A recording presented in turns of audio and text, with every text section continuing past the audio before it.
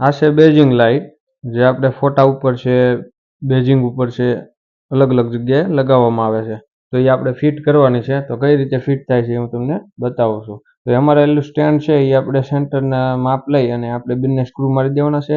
અને એમાં જે પોઈન્ટના વાયર કાઢેલા છે એ આપણે બંને જે લાઇટના ન્યૂટન ફેઝ આવેલા છે એમની જોડે ટેપ લગાવી અને વ્યવસ્થિત રીતે ટેપ લગાવી દેવાની છે, જેથી કરીને કોઈ પાર્કિંગ થાય નહીં.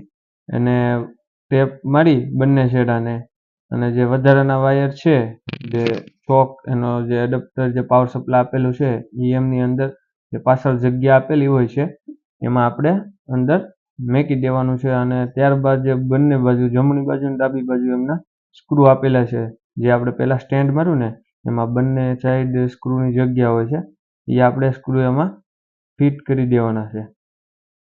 તો આ થઈ ગઈ છે ફિટ અને થઈ ગઈ છે લાઈટ ચાલુ.